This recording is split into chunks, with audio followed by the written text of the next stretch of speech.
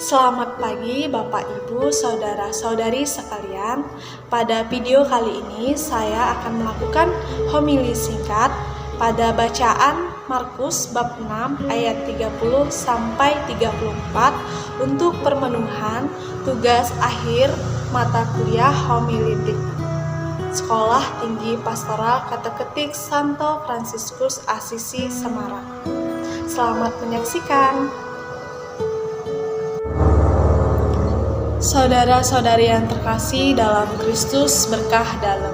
Bacaan Injil diambil dari Injil Markus bab 6 ayat 30 sampai 34. Dalam bacaan Injil hari ini, Yesus mengajak para murid untuk ke tempat yang sunyi setelah melakukan pekerjaan. Para murid telah bekerja keras dan sibuk menjalankan tugas perutusan, karena itu mereka perlu berhenti sejenak dan menimba kekuatan dan semangat baru dari Allah.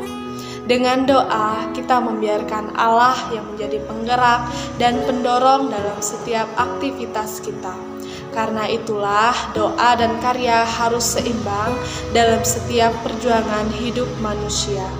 Banyak realita yang terjadi bahwa kadang kita kurang menjaga keseimbangan dalam menjalankan hidup doa dan karya, sehingga doa diabaikan.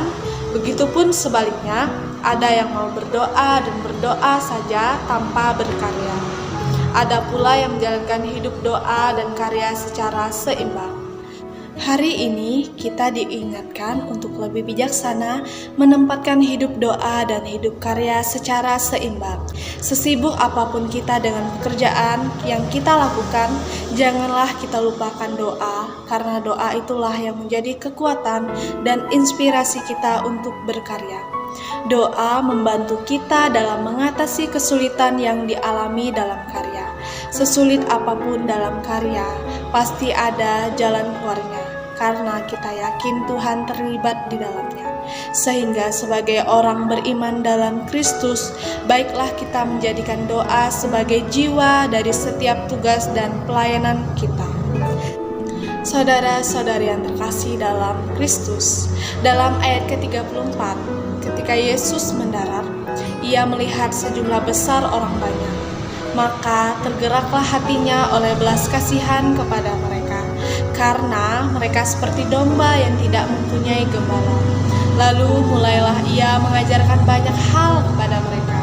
Sesudah itu membuka mata untuk melihat yang terlantar dan telinga untuk mendengar jeritan pilu domba-domba yang tersesat. Menekuni dua aspek kehidupan sebagai manusia bermutu harus mewarnai kepribadian sebagai murid Yesus. Kita hanya bisa mengalami damai sejahtera yang sejati kalau kinerja hidup kita dibangun dalam keseimbangan antara kerohanian yang mantap dan aksi nyata yang berdaya guna, menuntun pulang sesama yang melarat kepada kedamaian bersama Yesus sebagai gembala kita. Yesus emang pantas kita panggil sebagai gembala, karena belas kasihannya begitu amat besar kepada kita. Yesus Kristus yang tidak pernah lelah dalam membimbing dan membantu kita. Marilah kita ke tempat yang sunyi, sambil tidak lupa turun ke tengah dunia, menemui mereka yang membutuhkan kasih kita. Semoga kita semua menjadi murid-muridnya, bisa menjadi gembala yang baik seperti Yesus, dengan tak kenal lelah mencintai sesama, memperhatikan sesama, dan memperjuangkan persatuan, keadilan, dan semoga yang sebelumnya jauh dari Allah akhirnya menjadi dekat dengan Allah dan menjadi satu dengan yang lain sebagai saudara dan anggota keluarga Allah. Marilah kita menyebarkan kasih Kristus kemanapun kita pergi, sehingga kita menjadi berkat bagi sesama. Amin. Tuhan memberkati.